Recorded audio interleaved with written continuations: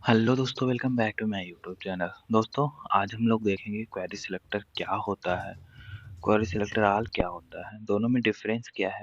ये सब आज हम लोग इस वीडियो में समझेंगे, एक एक स्टेप बाय स्टेप देखेंगे और आपका ये भी डाउट क्लियर करूंगा कि अगर आप क्लास लगाते हैं और आईडी लगाते हैं तब भी डिफरेंस आता है कि नहीं आता है। तो चलिए बिना देरी किए हुए चलते हैं अपने स्क्रीन पे और देखते हैं query selector and query selector all.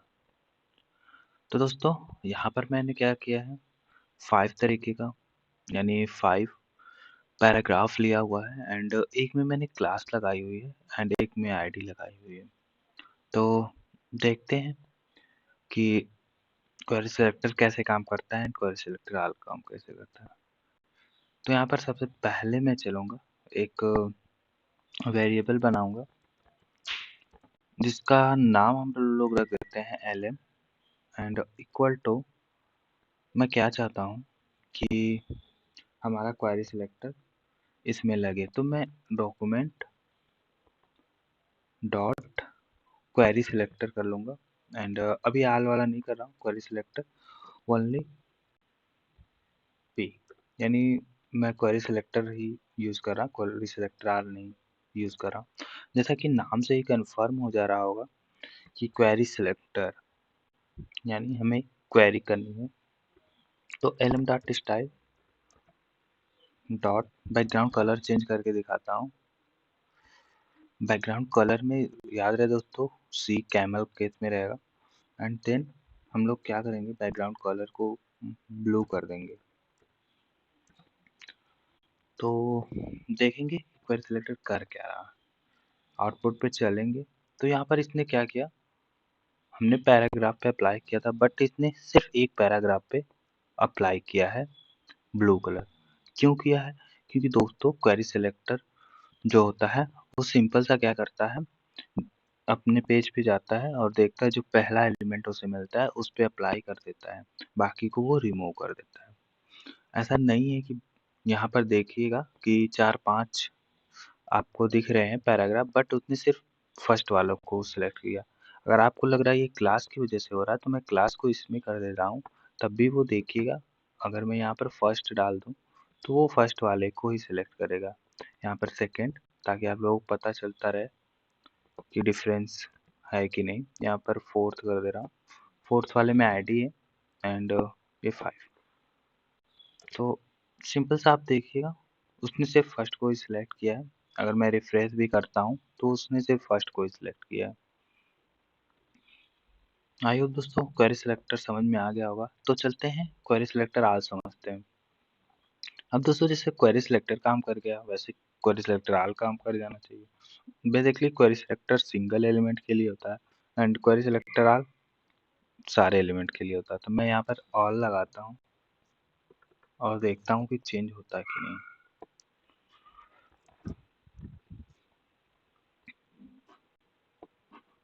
तो दोस्तों हमारा सब पे आ जाना चाहिए था बट ये क्या हुआ, यहाँ पर कंसोल में एरर दिखा रहा है कि can not set property undefined setting background. ये तो कह रहा है कि ये अनडिफाइंड है, आप सेट नहीं कर सकते हैं। बट हमने तो सारा सही किया है, बस क्वेरी सिलेक्टर ऑल कर दिया है। तो दोस्तों जो क्वेरी सिलेक्टर ऑल होता है वो हमारा सिंपल सा एरे ऑब्जेक्ट रिटर्न करता है। तो हमें क्या करना चाहिए, यहाँ पर लूप इस्तेमाल करना चाहिए एंड इटरेशन करना चाहिए, उसके बाद ही हम लोग क्या कर सकते हैं, इसे यूज कर सकते हैं। तो मैं इसे करता हूँ कमेंट एंड पहले दिखाता हूँ कि ये रिटर्न आपको क्या कर रहा है। तो console okay 1 minute guys, lock करता हूँ और आपको एलएम दिखाता हूँ। तो आप देखिएगा सिंपल से ये एरे ऑब्जेक्ट रिटर्न कर रहा है। ये देखिए इतने सारे पैराग्राफ को सेलेक्ट कर लिया है, देखिए चाहे वो क्लास हो चाहे वो आईडी, उसने सबको सिलेक्ट कर लिया। तो हमें क्या करना चाहिए, यहाँ पर लूप यूज करना चाहिए। अब मैं लूप में फॉर लूप यूज कर लेता हूँ, फॉर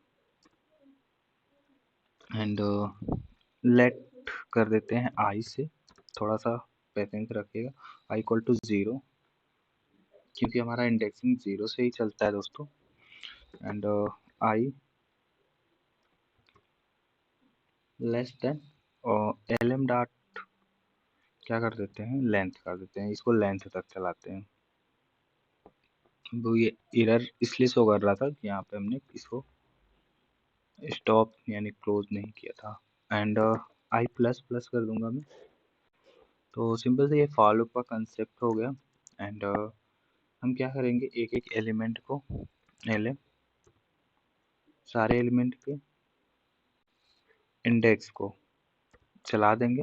एंड यही स्टाइल हम लोग अप्लाई कर देंगे।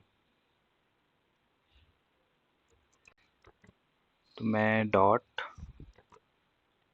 Style dot background colour blue.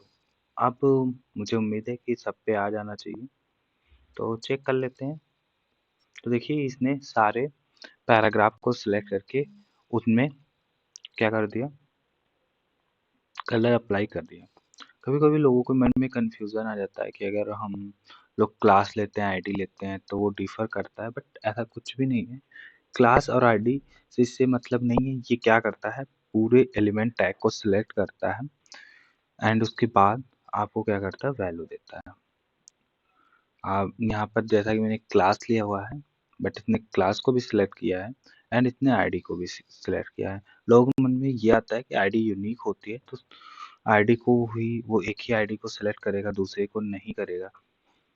तो ये भी आपकी जो कंफ्यूजन ये दूर कर देता हूँ। मैं एक और आईडी लेता हूँ और आईडी में इसमें मैं न्यू कर देता हूँ, और सॉरी नेट कर देता हूँ। तो देखिएगा हमारा तब भी कोई फर्क नहीं पड़ा होगा। देखिए यहाँ पर कोई भी फर्क नहीं पड़ा और सिंपल सा हमारा अप्लाई पांचवें वाले में भी हो गया। तो यहाँ पर आईडी और क्लास का फर्क नहीं पड़ता क्वेरी सिलेक्टर में। सिंपल सा क्वेरी सिलेक्टर क्या करता है, पूरे एलिमेंट को सिलेक्ट करता है विद टैग। तो क्वेरी सिलेक्टर दोस्तों सिंगल जब एलिमेंट हमें सिलेक्ट करना है, कोई स्टाइलिंग करनी, तब यूज करते हैं। एंड क्वेरी सिलेक्टर आप जब हमें सारे एलिमेंट सिलेक्ट करने हैं तब करते हैं।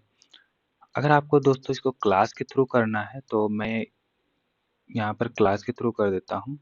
जैसा कि यहाँ पर मैं क्लास बनाता हूँ एक और, एक क्लास सेम तीनों एलिमेंट में डाल दूंगा। यहाँ पर ये रहा एंड इसमें भी वही डालूंगा। तो ये देखना ऊपर के तीन एलिमेंट को सिलेक्ट करेगा, बाकी को छोड़ देगा।